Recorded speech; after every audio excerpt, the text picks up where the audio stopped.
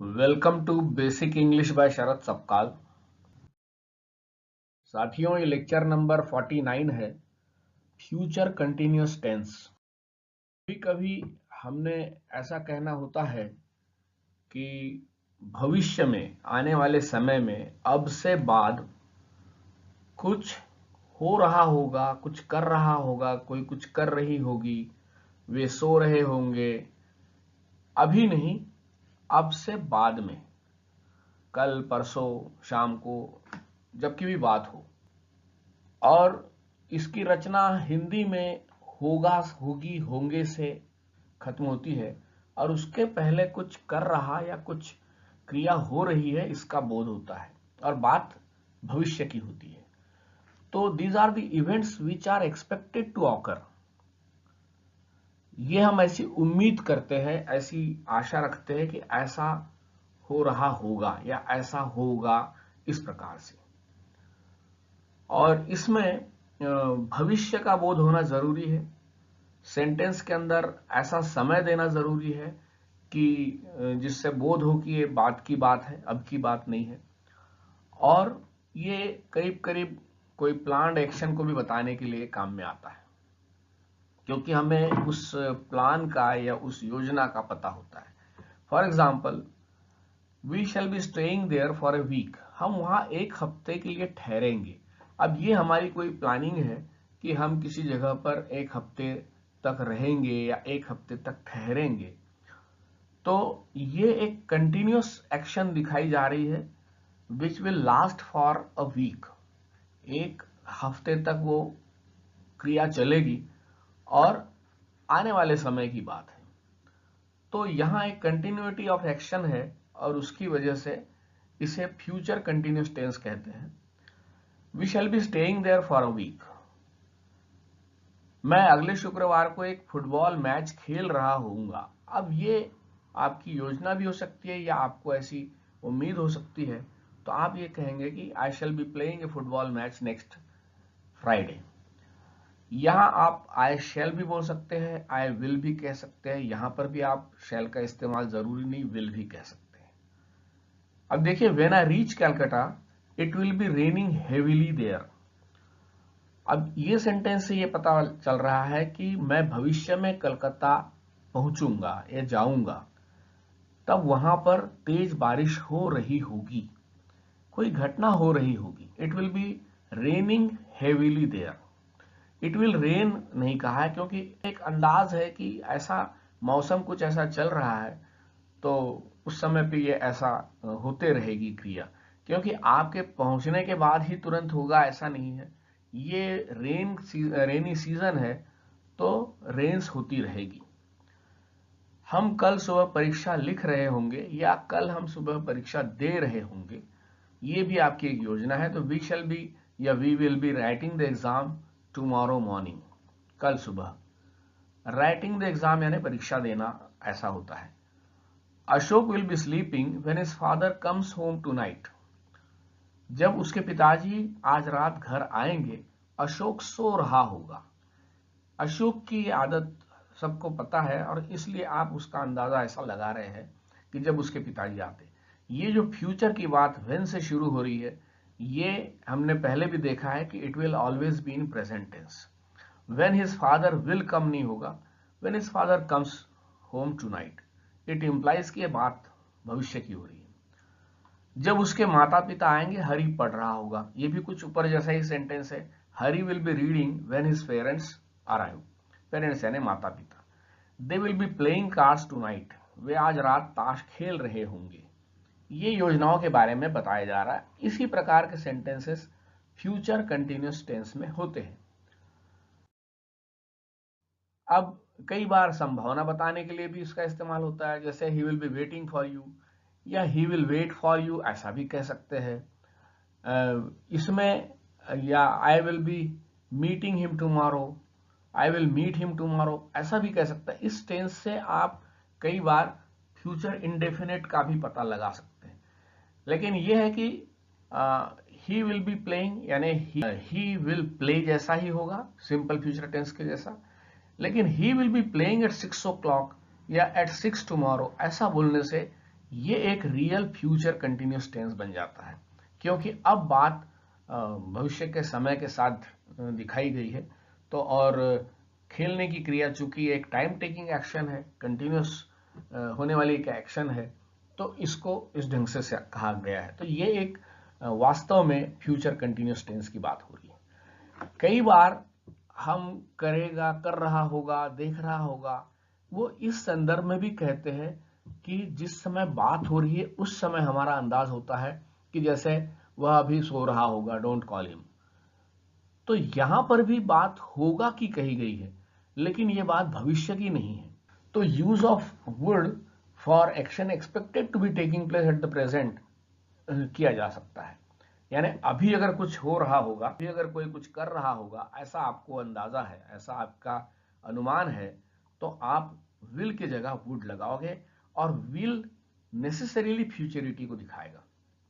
जैसा वे बारिश में भीग रहे होंगे, हो सकता है आपके मित्र अभी अभी बाहर निकले हैं और वो बारिश में भीग रहे होंगे, ऐसा आपको लगता है।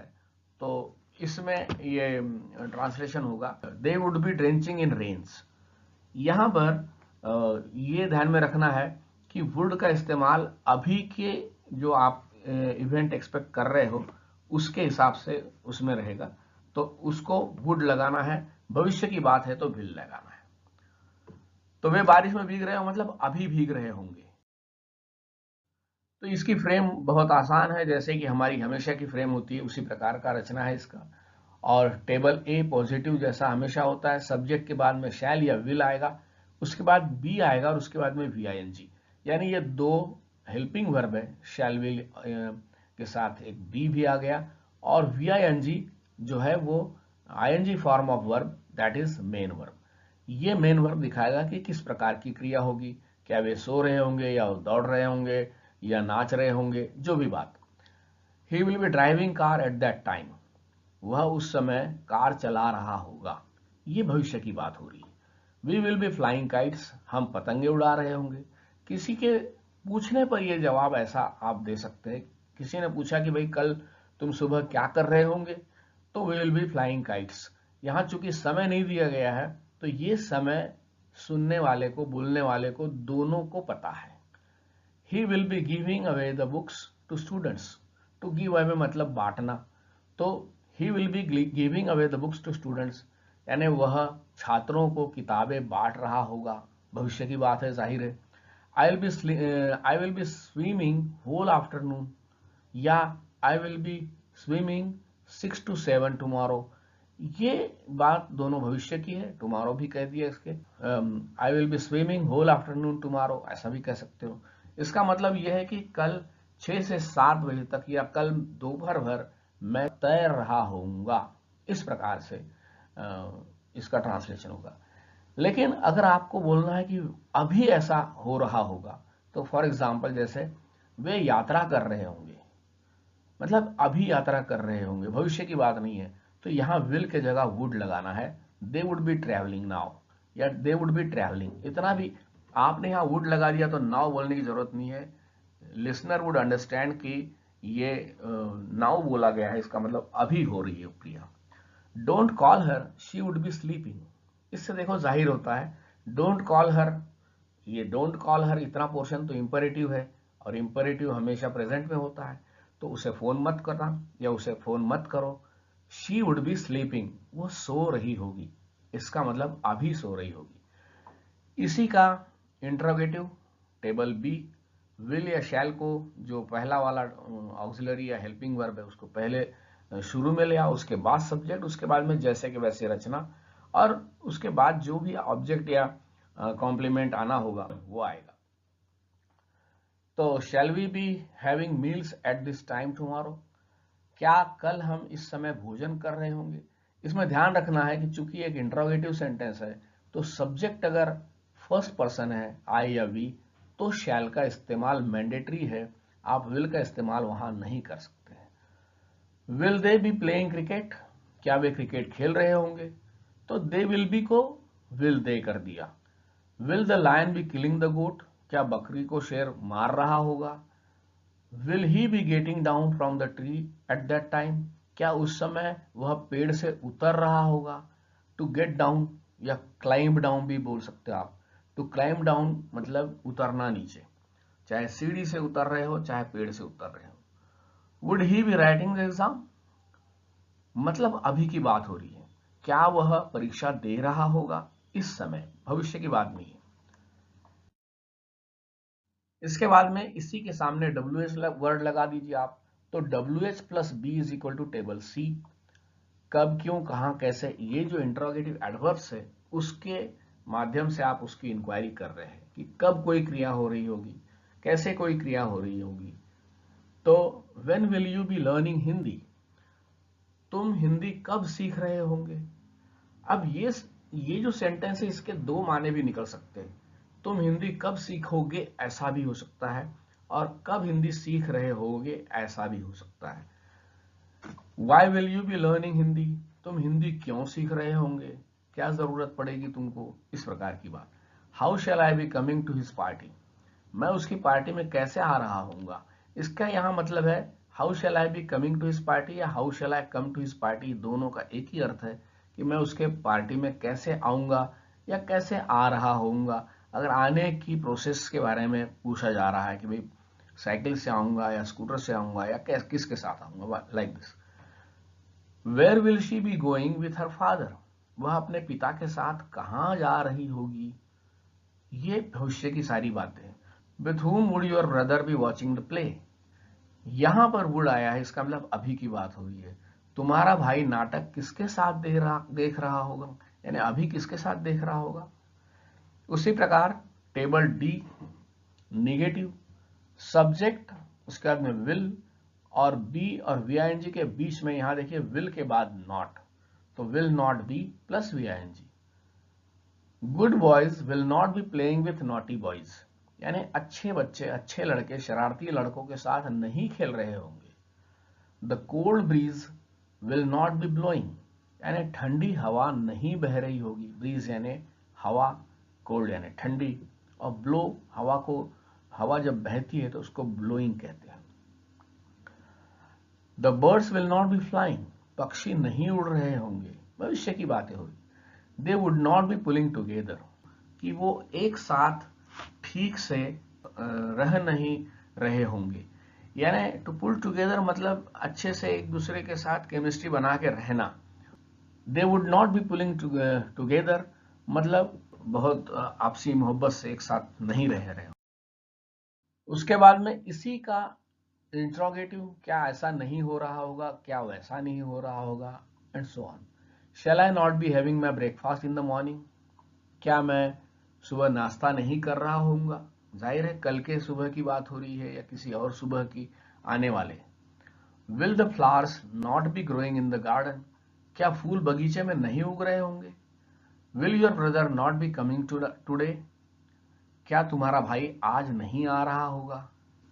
Will your brother not be coming tonight, यानी क्या तुम्हारा भाई आज रात नहीं आ रहा होगा या नहीं आएगा, दोनों अर्थ निकलते हैं। Would he be coming by bus, क्या वह बस से आ रहा होगा, यानी अभी उसकी जर्नी चल रही है और आप उसके बारे में बोल रहे हो कि क्या वह बस से आ रहा होगा, यह भविष्य की बात नहीं है, because would has come here. इसी के सामने आप WH लगा दीजिए। Why will you not be staying there, तुम वहां क्यों नहीं रह रहे होंगे।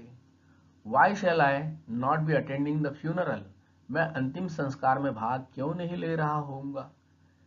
He has got many friends, why would he B travelling by himself, वह, उसके पास बहुत दोस्त है, वह अकेला यात्रा क्यों कर रहा होगा। मतलब अभी वो, हम बात कर रहे हैं कि वो अकेला शायद ट्रेवल कर रहा है, तो हम कह सकते हैं कि उसके पास तो बहुत दोस्त है, तो वो अकेला यात्रा क्यों कर रहा होगा। ये अभी की बात है, ये अंदाज है आपका की तरह जो पॉजिटिव नेगेटिव इंडिपेंडेंट सेंटेंस होते हैं जिसके अंदर आप सब्जेक्ट की या ऑब्जेक्ट की इंक्वायरी करते हैं। तो who will be doing this job on my behalf, मेरे बदले यह काम कौन करेगा, भविष्य की बात है, या कौन कर रहा होगा, एक ही बात है। Who will not be coming with me for the picnic, मेरे साथ पिकनिक पर कौन नहीं आ रहा होगा। What will be coming in our way, हमारे रास्ते में क्या क्या आ रहा होगा, क्या अड़चन आ रही होगी, इस प्रकार से। What would she be doing in Bombay, वह बॉम्बे में क्या कर रही होगी, ये भविष्य की बात नहीं है, अभी की बात है। Which teacher would be taking the maths classes, यानी कौन सा शिक्षक गणित की कक्षा ले रहा होगा। ये एक छोटा सा प्रेजेंटेशन था और यहां मैं इसको समाप्त कर रहा हूं। Please subscribe to this channel and offer your comments for betterment of these presentations. Thank you very much.